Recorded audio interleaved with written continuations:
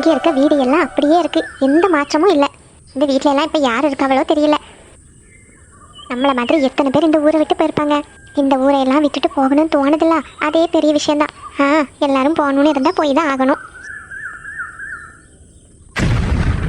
ஐயோ, இவங்க என்ன இங்கே நிற்கிறாங்க?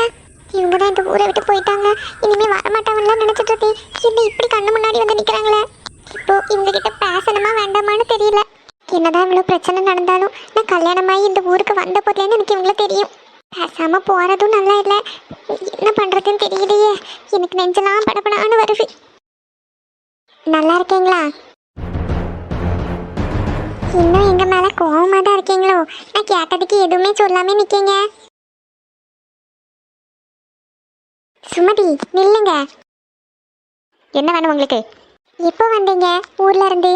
ஏன் நான் எப்போ வரேன் எப்போ போறேன் எல்லாமே உங்ககிட்ட சொல்லிட்டு இருக்கணுமோ? இல்லைங்க, நீங்க வந்தது எங்களுக்கு தெரியாது, அதான் திடீர்னு நிக்கிறீங்களே, எப்போ வந்தீங்கன்னு கேட்டேன். உங்க வீட்டில் எல்லாரும் நல்லா இருக்காங்களா? ஆமா, ரொம்ப நல்லா இருக்கும். உங்க பொண்ணு எங்க குடும்பத்துல வந்ததுல இருந்து நாங்கெல்லாம் ரொம்ப நல்லா இருக்கோம், ரொம்ப சந்தோஷமா இருக்கோம். அவ என்னைக்கு எங்க பையன் வாழ்க்கையில கால் எடுத்து வச்சானோ அன்னைக்கு எங்க குடும்பம் தொலைஞ்சிச்சே.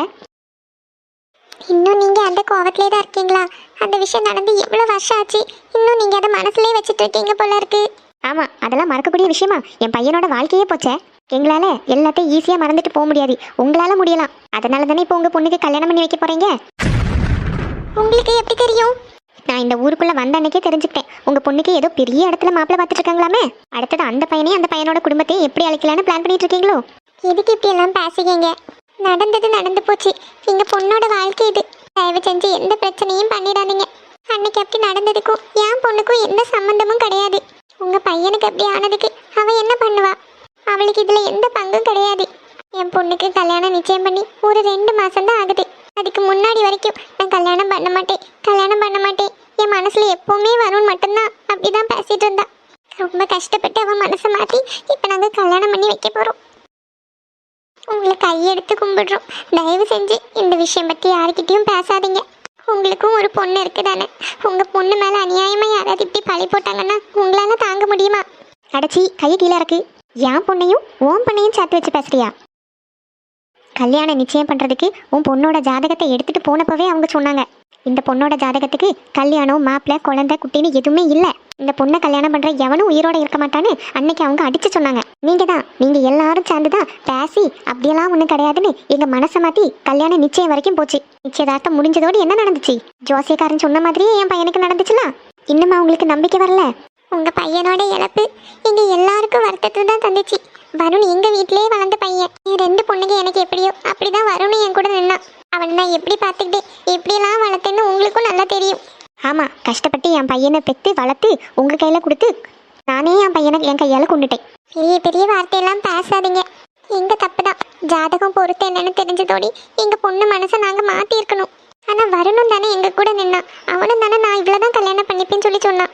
ஜானுவை தவிர யாரையும் கல்யாணம் பண்ண மாட்டேன்னு அவன் அவ்வளவு உறுதியா நின்னானே. அதனால தானே நாங்களும் சம்மதிச்சோம். உங்களுக்கு இது எல்லாமே தெரியும். தெரிஞ்சும் நீங்க இப்படி பேசிட்டு இருக்கீங்க. ஐயோ, உமாக்கா இவங்கள பார்த்துட்டாங்க போல இருக்க. ஐயோ, என்னெல்லாம் சொன்னாங்களோ தெரியல. ஜானுவோட கல்யாண விஷயம் எல்லாம் தெரிஞ்சிருக்குமோ? இன்னும் இந்த அக்கா இவ்வளோ கோவமா நிற்காங்க போல இருக்கு.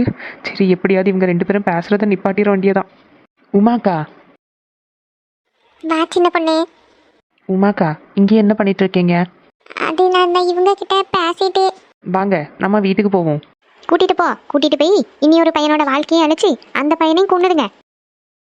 என்ன நீங்க ரொம்ப ஓவரா பேசிட்டு இருக்கீங்க? சின்ன பொண்ணு, சும்மா இருமா, எதுவும் பேசாத. அவங்க ஏதோ உங்க பையனை இழந்த கோவத்திலயும் ஆத்திரத்திலயும் பேசிட்டு இருக்காவ. அவங்க பையனுக்கு அப்படி நடந்துச்சுன்னா நம்ம என்ன பண்ண முடியும்? ஜானு என்ன பண்ண முடியும்? நம்மளோட தப்பு கிடையாது. அவங்க பையன் டிரைவிங் ஒழுங்கா பண்ணல, அதனால இப்படி ஆயிடுச்சு. எல்லாம் உங்க பொண்ணு ஜானு இருக்காளே, அவளோட ஜாதகத்தினால வந்த பிரச்சனை தான் இவ்வளோ. ஜோசியக்காரன் அன்னைக்கே அடிச்சு சொன்னான். நாங்க தான் கண்மூடித்தனமா இந்த பிள்ளையை கல்யாணம் பண்ணி வைக்கிறதுக்கு சம்மதம் சொல்லிட்டோம். இங்க பாருங்க, நீங்க ஓவரா பேசாதீங்க. எந்த காலத்துல இருக்கீங்க நீங்க? ஜோசிக்காரன் என்ன சாமியா? அவங்க சொல்லதெல்லாம் அப்படியே நடக்குதுக்கு. அது எப்படி ஒரு பொண்ணால உங்க பையனோட உயிரே போகும்? டிரைவிங் பண்ணது உங்க பையன், அதனால கார் ஆக்சிடென்ட் ஆச்சு, உங்க பையனும் போய் சேர்ந்துட்டான். அதுக்கு நாங்க என்ன பண்ண முடியும்? அந்த விஷயத்துல எங்க எல்லாருக்கும் வருத்தம் தான். வருண் எங்க வீட்டு பையன் மாதிரி. அவனுக்கு அப்படி நடந்ததுனால உங்களுக்கு எவ்வளவு கஷ்டம் இருக்கோ அதே அளவுக்கு கஷ்டம் எங்களுக்கும் இருக்கு. எங்க பிள்ளைய நாங்க அந்த விஷயத்துல இருந்து மறந்து இப்போ ஒரு கல்யாணம் வரைக்கும் எடுத்துட்டு வந்திருக்கோம்னா அதுக்கு நாங்க எவ்வளவு பாடுபட்டோம்னு உங்களுக்கு தெரியாது. அதனால தயவு செஞ்சு ஜானுவால தான் உங்க பையனோட உயிர் போச்சுன்னு சொல்லாதீங்க. உமாக்கா நீங்க வாங்க நம்ம போவோம். சுமதி. உமாக்கா வண்டியில ஏறுங்கன்னு சொல்லிட்டு இருக்கேன். சுமதி, நாங்க உங்களை எந்த விதத்திலையாவது கஷ்டப்படுத்தி இருந்தா மன்னிச்சிரு. இதுக்கு மேல எனக்கு என்ன சொல்லணும்னு தெரியல. தயவு செஞ்சு என் பிள்ளையோட வாழ்க்கை அதை நீ அழிச்சிடாத. அக்கா இவங்கெல்லாம் ஒரு ஆளுன்னு இவங்க கிட்ட போய் நீங்க பேசிட்டு இருக்கீங்க. வண்டியில இருங்க, வீட்டுக்கு போலாம்.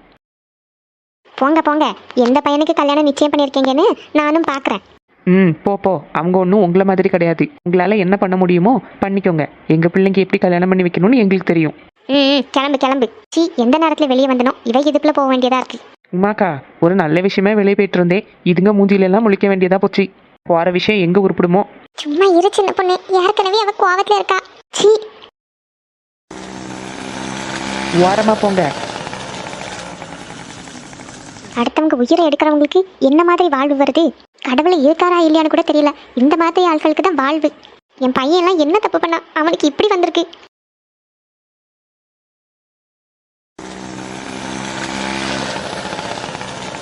உமாக்கா எதுக்குக்கா இப்படி இருக்கீங்க? தெரியல சின்ன பொண்ணு, ஏதோ மனசு கஷ்டமா இருக்கு. ரீகா இறங்குங்க. என்னாச்சு சின்ன பொண்ணு? வீட்டுக்கு போலாம். ஜானு வீட்டுல தனியா இருப்பா. ரீகா வாங்க, கொஞ்சம் அது வரைக்கும் நடந்துட்டு வருவோம். ஏன் சின்ன பொண்ணு? வாங்கக்கா.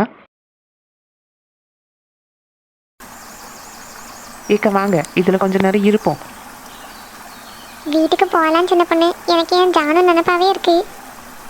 இந்த மூஞ்சி வச்சுட்டு நீங்க வீட்டுக்கு போனோடி அவ கேப்பா என்னாச்சுமா எதுக்கு இப்படி இருக்கீங்கன்னு. நடந்த விஷயத்தையெல்லாம் சொல்ல போறீங்களா? அவரை என்ன செய்துக்கு சின்ன பொண்ணு? அந்த பொம்பளை என்னெல்லாம் கேள்வி கேட்டு போறா. என் பிள்ளைனாலையா அவளோட பையன்?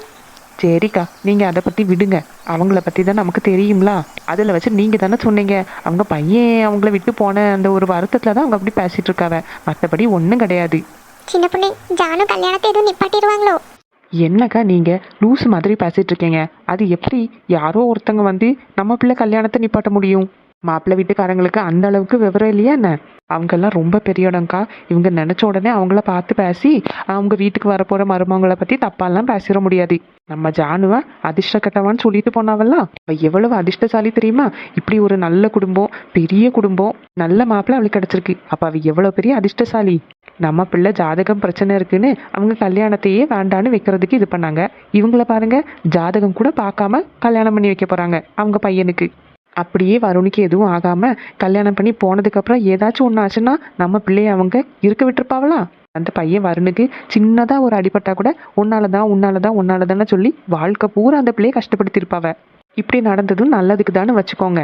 சும்மா அதையே போட்டு நினச்சிக்கிட்டு இருக்காதீங்க. இந்த மூஞ்சை வச்சுட்டு நீங்க வீட்டுக்கு போனா அவ கண்டுபிடிச்சிருவா. என்னாச்சு ஏதாச்சுன்னு கேட்பா. நம்ம பிள்ளைய பத்தி பேசுறதுக்கு அவங்களுக்கு எந்த தகுதியும் கிடையாது. இல்ல சின்ன பொண்ணு, எனக்கு பயமே ஜானுக்கு வரனுக்கும் நிச்சயதார்த்தான விஷயம் தெரிஞ்சிருமோண்டா. தெரிஞ்சா தெரிஞ்சுட்டு போட்டும். அது என்ன அவ்வளோ பெரிய விஷயமா? நிச்சயதார்த்தம் ஆனதெல்லாம் ஒரு விஷயமாக்கா? இந்த காலத்துல அதெல்லாம் யாராவது சீரியஸா எடுத்துப்பாங்களா? நிச்சயதார்த்தம் ஆனதுக்கு அப்புறமும் இப்படி ஆயிடுச்சு. அதுல ஜானு மேல எந்த தப்பும் இல்லை. இல்ல, நம்ம இதை மாப்பிள்ளை வீட்டுல சொல்லி கல்யாணம் நிச்சயம் பண்ணிருக்கணுமோ? நாளை பின்ன இதை பத்தி தெரிஞ்சுதுன்னா அவங்க ஜானுவை கஷ்டப்படுத்திடுவாங்களோன்னு எனக்கு பயமா இருக்கு. கொஞ்சம் முன்னாடி வரைக்கும் எனக்கு இந்த பயமே இல்லை. ஆனா அவங்க 2 பேரும் இந்த ஊருக்கு வந்திருக்காங்கன்னு தெரிஞ்சதுல இருந்து எனக்கு இப்ப ரொம்ப பயமா இருக்கு சின்ன பொண்ணு. அப்படியே அவங்களுக்கு தெரிஞ்சதுனாலும் இவங்கள மாதிரி அறிவில்லாதவங்க கிடையாது. அவங்க எல்லாரும் படிச்சவங்க, பெரிய குடும்பம். நம்ம அழகா அவங்க கிட்ட பேசினாலே புரிஞ்சுக்கிடுவாங்க. நாங்க மறக்கணும்னு நினைச்ச விஷயம் மறந்த விஷயம், அதனாலதான் நாங்க உங்ககிட்ட இதை பத்தி பேசல. நிச்சயதார்த்தம் வரைக்கும் போச்சு, ஆனா அந்த பையன் இப்போ உயிரோட இல்ல, கல்யாணமும் நடக்கல அப்படின்னு சொல்லிட வேண்டியதா. எனக்கு என்னமோ நெஞ்செல்லாம் படபடான்னு வருது சின்ன பொண்ணு. ஏக சும்மா இருங்கக்கா. நீங்க அதை பத்தி எல்லாம் யோசிக்காதீங்க. நாங்கெல்லாம் இருக்கோம்ல, எதுனாலும் நாங்க பாத்துக்கிடுவோம். நான் இதுல உங்களை கூட்டிட்டு வந்ததே கொஞ்சம் அதை பத்தி எல்லாம் மறந்து வேற ஏதாவது விஷயம் பத்தி பேசுவோம். நீங்க இந்த மூஞ்ச வச்சுட்டு வீட்டுக்கு போனா ஜானுக்கும் தெரிஞ்சிரும். சின்ன பொண்ணு, ஜானு இன்னைக்கு காலையில இருந்தே ஒரு மாதிரி இருக்கா பாத்துக்க. காலையில அவ கோயிலுக்கு போயிருந்தா. ஒருவேளை இவங்க யாரையாவது அவ பாத்திருப்பாளோ? அதனாலதான் அவ அப்படி இருக்காளோ நினைச்சு எனக்கு பயமா இருக்கு. சரிக்கா, அவங்க பாத்திருப்பாவளோ இல்லையான்றத நான் ஜானு கிட்ட கேட்டு தெரிஞ்சுக்கினேன். தேவையில்லாம இந்த விஷயத்த பத்தி நீங்க அண்ணன் கிட்ட போய் பேசாதீங்க. அவங்களுக்கு தெரிஞ்சதுன்னா ரொம்ப வருத்தப்படுவாவ. அந்த விஷயத்த பற்றியெல்லாம் மறந்துடுங்க. நாளைக்கு நம்ம ஜானுக்கு துணி எடுக்க போகிறோம்ல, காலையில் நம்ம போவோம். எப்போவும் மாதிரி அவள் கல்யாண விஷயத்த நம்ம பார்ப்போம். அவங்களால ஒன்றும் பண்ணிட முடியாது. அவங்க ஏதோ கோவத்திலே ஆத்திரத்திலே நம்மக்கிட்ட இப்படி பேசிட்டு போகிறவ. அவங்க நினச்ச உடனே எல்லாம் ஒரு கல்யாணத்தை அவ்வளோ ஈஸியாக நிப்பாட்டிட முடியாது. அதுவும் இவ்வளோ பெரிய இடம், அவங்க கல்யாணத்தை எல்லாம் இவன் நிப்பாட்டணும்னு கனவுல கூட நினைக்க முடியாது. இங்கே தைரியமாக இருங்க, சரியா? சரி சின்ன பொண்ணு. மூஞ்சியை ஒழுங்கா வைங்கக்கா, அசிங்கமாக இருக்கு. கொஞ்சம் சிரிக்கலாம்ல. நம்ம கல்யாண வீடு கலகலான்னு இருக்க வேண்டாமா? இப்படி மூஞ்சி தொங்க வச்சுக்கிட்டு எவ்வளவோ ஒருத்திக்காக. சரி சின்ன பொண்ணு, நீங்கெல்லாம் இருக்கிறது தான் எனக்கு ஒரு தைரியமே. சரி அக்கா, நாளைக்கு எப்படி கடையை திறந்த உடனே கடைக்குள்ளே ஏறிடுவோமா? அப்போ தான் நைட்டாவது திரும்பி வர முடியும். ஆமா சின்ன பொண்ணு, நாளைக்கு காலையில ஒரு 8:30 மணிக்கெல்லாம் வீட்ல இருந்து கிளம்பலாம். அப்பதான் ஒரு 9-9:30 மணி கடை திறந்தது ஓடி உள்ள போய் துணியெல்லாம் எடுத்துட்டு வந்துடலாம்.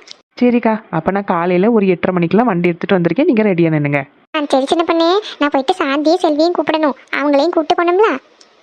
கடைசி வாட்டி நிச்சயதார்த்தத்துக்கு துணி எடுக்க போகும்போது அவங்க 2 பேரையும் கூப்பிடாம போயிட்டுன்னு கோவமா இருந்தாவ. இந்த வாட்டி அவங்கள 2 பேரையும் கூப்பிட்டு லட்சுமியும் கூப்பிட்டு பூமாரியும் கூப்பிட்டு போகணும். எல்லாருக்கும் சேலை எடுக்கணும்ல. ஏக்கா எனக்கு உனக்கு இல்லாமையா? உனக்கு ரிசப்ஷனுக்கு, இந்த கல்யாணத்துக்கு எல்லாத்துக்கும் ட்ரெஸ் எடுத்து தாரேன். சரிக்கா, சரி வாங்க வீட்டுக்கு போவோம். சரி சின்ன பொண்ணு.